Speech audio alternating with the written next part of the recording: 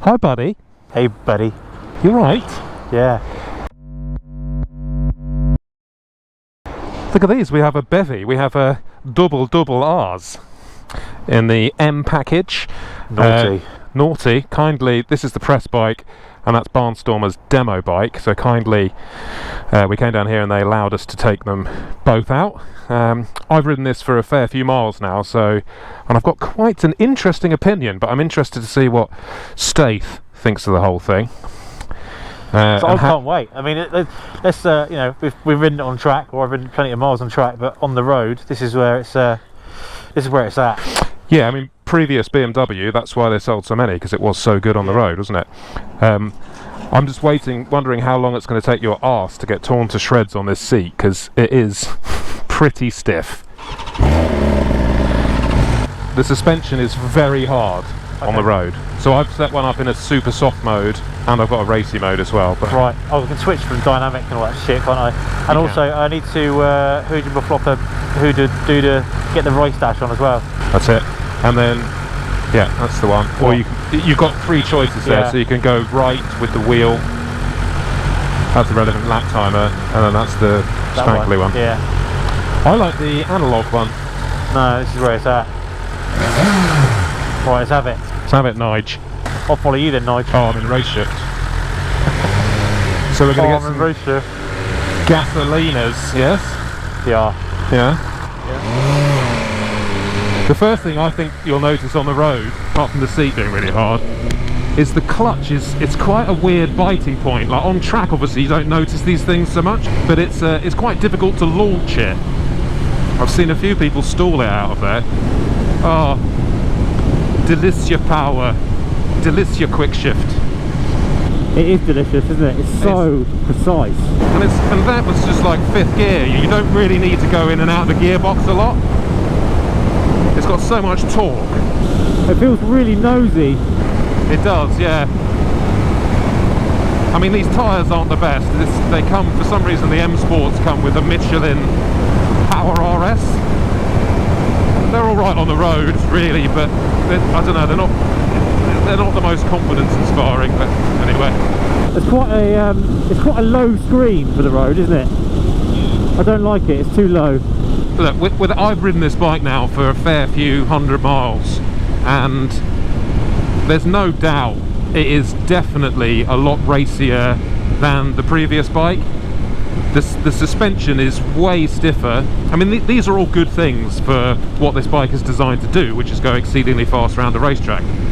But on the road, which is where a lot of them will live, it's definitely not as easy to live with on a long journey as the previous bike. The pegs are a bit higher, the bars feel a bit lower, don't they? There's definitely something more of a reach to the bars, whether they're lower or I don't know.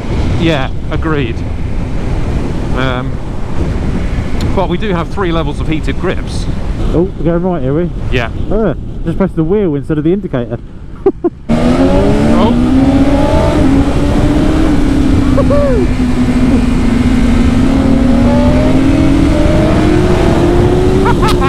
The power of this bike, it's ridiculous, isn't it? It takes you by surprise, doesn't it? It's just fucking insane. Oh.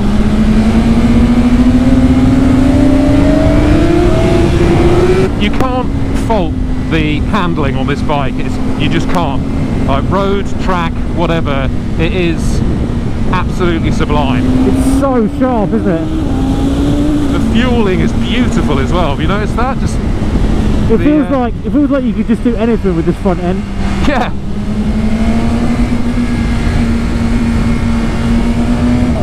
I'm on my reserve tank. I have noticed on this dash it does get a bit shouty. Like if there's something minor wrong, like you need to go get some petrol, it kind of has a bit of a panic attack and the whole screen goes yellow. Go, watch out! I don't know what mode it's in or what settings it's in, but this is stiff as... Yeah, and that. So you're in race. Are you in race? Or did you put a I'm in race Pro? Yeah. Yeah, so that's actually a mid setting. I think it's default set to 6 all round. Really? Yeah. It's the other shaking day, my teeth out. Yes, it's definitely got that sort of spring in its body, isn't it? I do love a little overrun, even with a standard exhaust. Oh girl, here we go, tank reserve level reached. Right to the next filling station. Yeah, it hasn't, mate. I'll tell you, when because there's tyre pressure sensors in here, which are actually really useful. But I tell you, when on the track, when I put the pressures right down, if you thought the screen was having a spaz then. When I saw Michael Rutter was riding a stock bike out there on the TT course, wasn't he? Yeah. And I saw the screen grab he had through going Kurt Michael 195 miles an hour, and there was this stop immediately. Thanks, love. Oh, I'm in fucking neutral. Yeah, the clutch is quite late, isn't it? It's just a weird sort of laggy. It almost feels like the bike point moves a little bit. Was that 21 litres, 22 litres between us? I think that reserve light is a bit ambitious, isn't it? I think it is. Yeah. Normally you can do about 35 miles. Right, let's go for a bit of dynamic this time, because oh no, I'm in race. Okay, race. Oh, okay. Well, why don't you just set the suspension into set up a race mode, a race pro mode. Oh, this can't be arsed. Okay.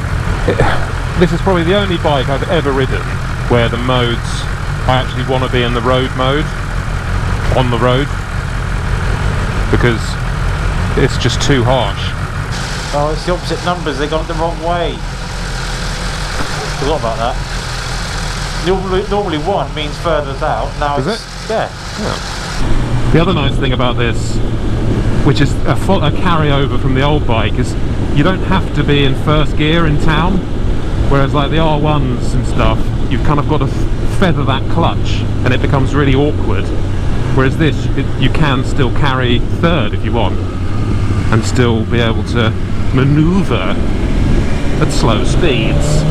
Oh yeah, it's so much better in dynamic for road. Yeah. I know you're willy waving, says you want to be a race pro, but this is drastically better.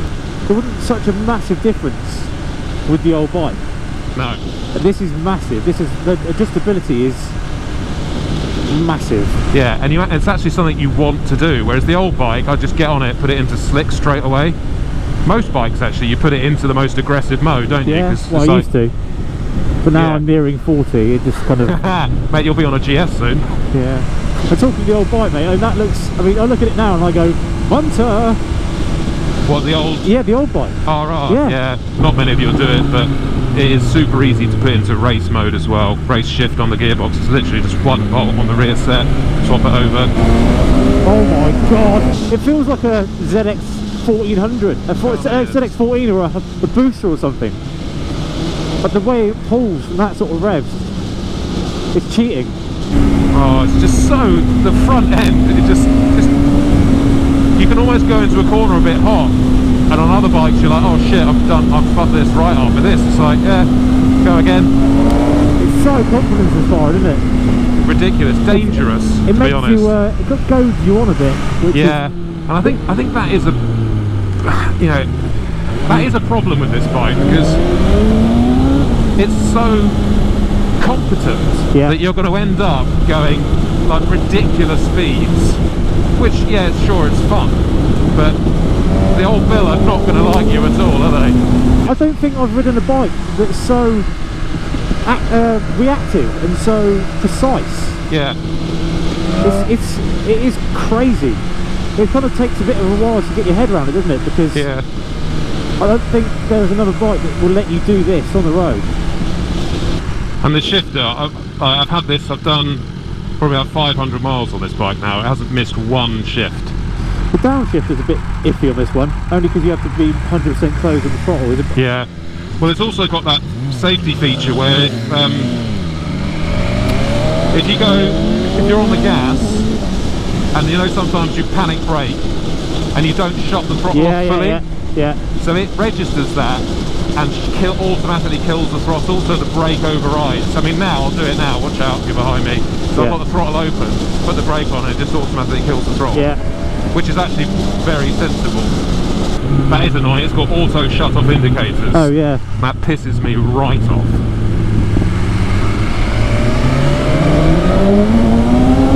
It just wants to go skywards constantly, doesn't it? Yeah. Ridiculous. Oh.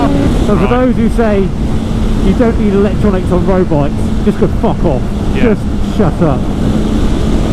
I still can't make up my mind if I really like those rear lights, or if I really don't. like them. Yeah. I think it's a nice idea, and it's nice to finally see someone doing something different. But when you indicate, like put your indicator on. Yeah, I suppose it's. I like it. I really like it. Yeah. The only thing I don't like at the moment is this screen. It's so low. It's not. Yeah. It's way too low. And you're not exactly Dennis Rodman. Oh, you could do him into the hairpin, but you've got to be confident on the brakes.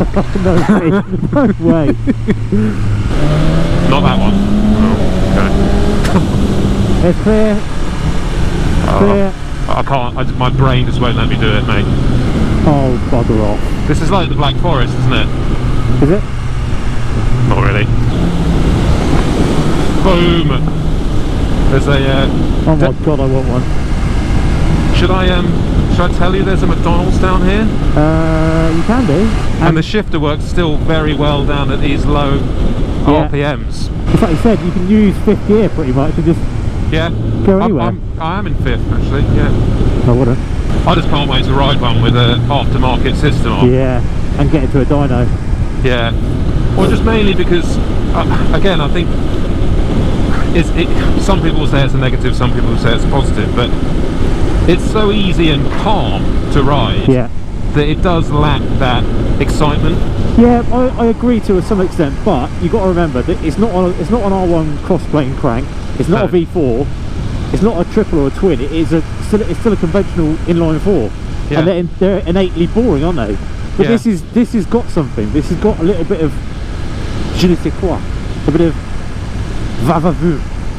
Oh, right in the cracker knackers. Well, mate, this is absolutely deliciously dynamic. I don't know what you're on about. This is absolutely... Oh, fucking hell, mate. Are you turning right? Well, that's what my indicator says, yeah.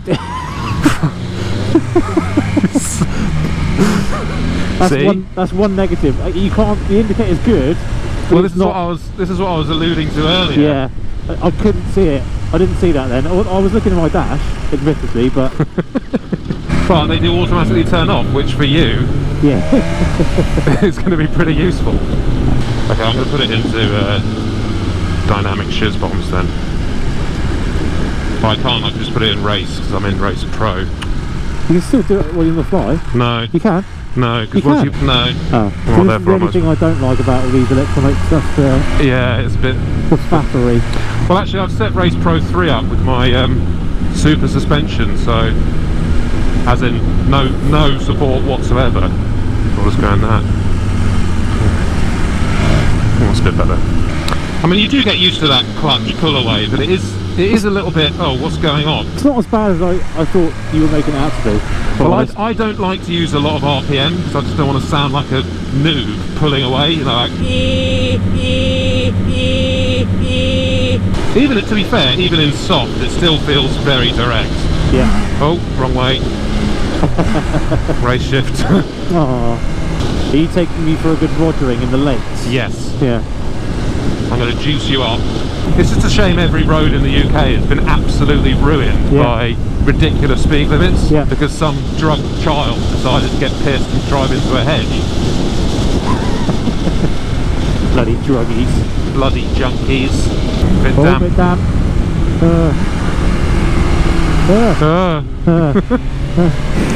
Yeah, the screen is stupid low. That's the only thing I don't like at the moment.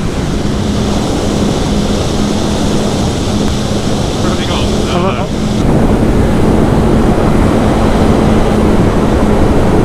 Are you going to touch my bottom? Yeah.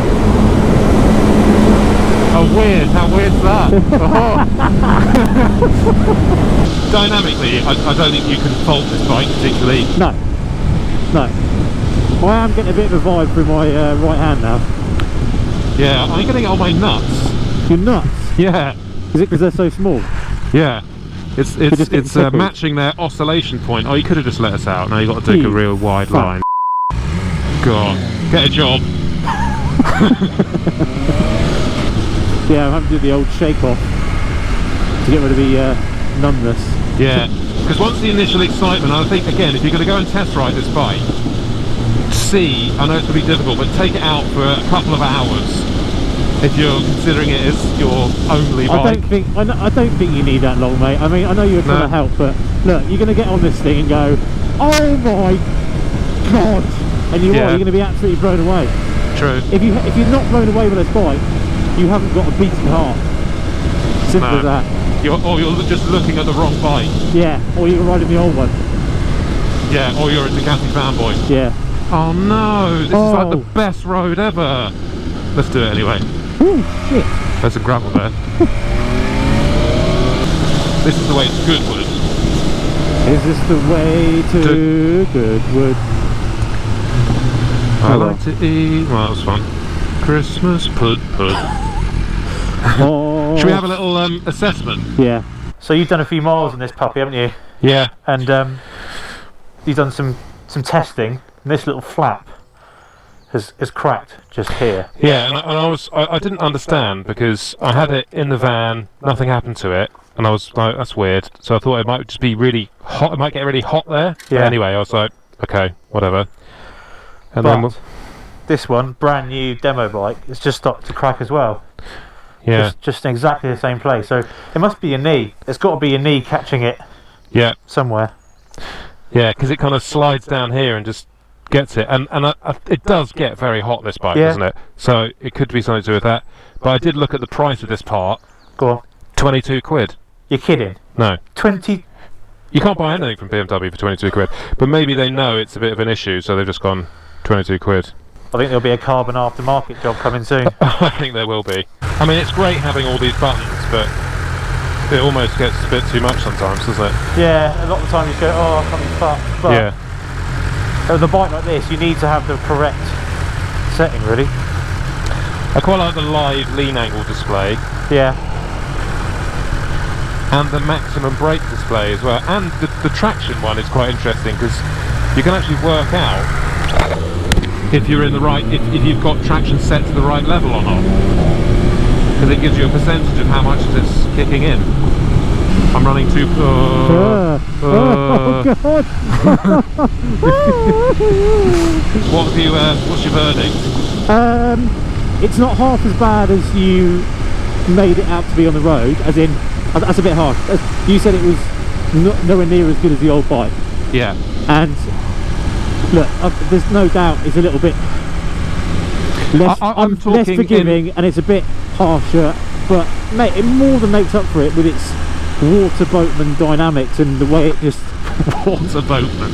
In the way it just goads you on. I mean, that's a bad thing in many ways as well, because you will end up in jail or in a hedge. But what's going on here? Don't know.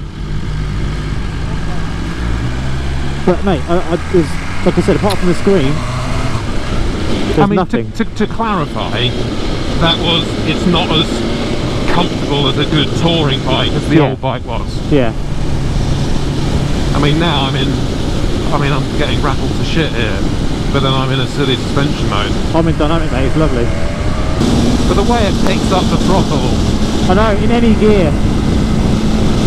Of all the variable valve technologies that we tried, this is without doubt the most effective, isn't it? And most devastating in terms of performance. It's so good.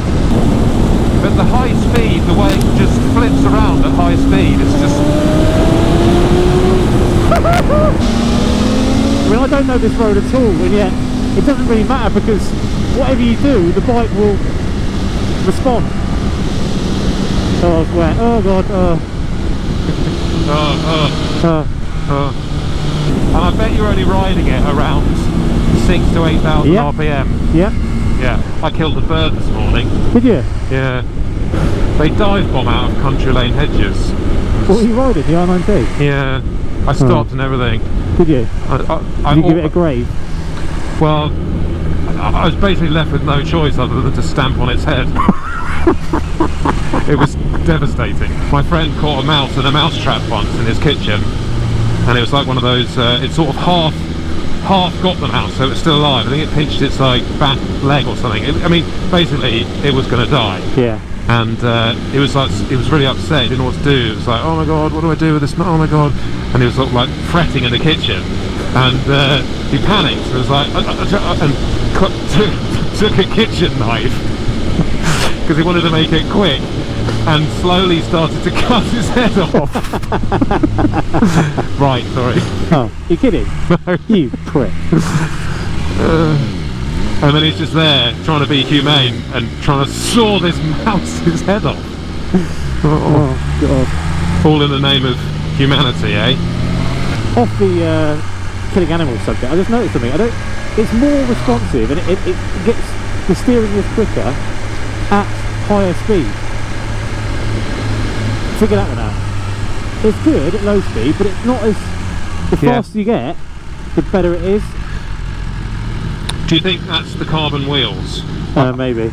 I'd be very, and not a lot of other bikes are like that. I'd be very interested to ride the one without carbon wheels and to see how much of a big difference it makes.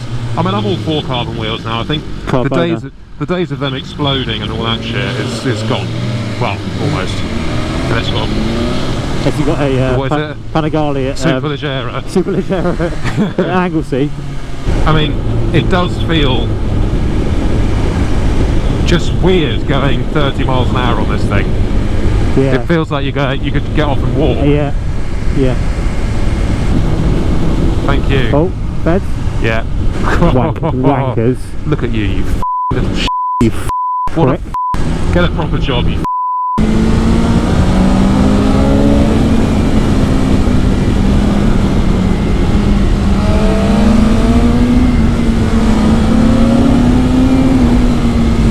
so delicious.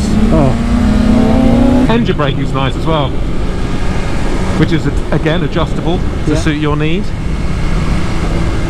I haven't even thought about it. I think the way, I think I look a little bit more engine braking, but the way it runs into a corner and that ability to turn whenever you want it to, it doesn't really matter, does it? No, it's like, that's how Marcus Reiterberger rides. I got on his bike in Valencia. Like a two-stroke. No, that was an S1000, and it was set to... No, like a two-stroke. Yeah, sorry, yeah. It was set to 0 engine braking, and it was like, whoa, what the hell? I mean, what this bike's doing in BSB and World Supers is still pretty impressive, because it was so late to the party. Yeah. And they're running stock engine. Especially when you consider the BMWs haven't used the shift cam yet. Yeah. You know. And I mean, Hickey had to get off his superbike at the TT and ride his stocker, and he won it. It's worth pointing out though, it's, you know, yes it makes silly horsepower, but I think the chassis is just as incredible. It more than makes up for... Yeah, I think in a way it's almost more incredible, because it's probably not that hard to just develop more horsepower, but if you put it in a... no, come on, with Euro 5 and with you know, everyone else going, chucking another 100cc on and putting a bigger four-stroke in, and BMW have gone, no, actually we're going to keep it 1,000 and just obliterate everyone, barnstorm everyone. Barnstorm them. I know you can never convince people that have made up their mind that the V4R is the best bike in the world, but I'm absolutely sure that you take a V4R out of the showroom and take this out of the showroom and take it to nigh on any track, this would absolutely destroy it. Absolutely. And I think it's worth pointing out that a very well-known journalist was on the V4R launch, and the fastest time he did was a 1:53. Wow. On slicks. And that's what this did on those road tyres. Exactly. In one 15-minute session. Yeah. I'm sorry, but I know you're a Ducati fanboy, but there's no way that V4R is going to be quicker than this run of track. I'm sorry. Having said that, I would still love a V4R. Oh yeah, absolutely. It's difficult to get in neutral. Yeah, it is. Yeah, it is. Annoying. Oh, we need to do a bit of launch control in a minute as well. Well, thanks for the invite, buddy. That's alright, buddy. I'm glad you enjoyed yourself. Yeah, I really did. The problem is now, I bought one even more now. Yeah. It's going to be tough because we're going to get the Aprilia soon, and this is its only natural rival, the Aprilia. It's got to be. Everything else, I mean, as we tried in Jerez, everything else is just pales into insignificance, because this is so much better than anything else out there at the moment. And any new BMW now comes with 3 years warranty, which is worth thinking about, because now that can align with your 3-year PCP or whatever deal. Yeah. So buy this, 3 years, not worry about anything, And then when the new proper M version comes out, which I'm sure there will be, because this, remember, is just an M package. But that'll probably be about 2 years. Mate, do you know something? Go on. We just drove straight past McDonald's and didn't go in. It's good. It's good. End of an era. You us. End of the fat. Yeah, go us. Alright Go guys. team. See you on the next one. See you in hospital. See you in hospital.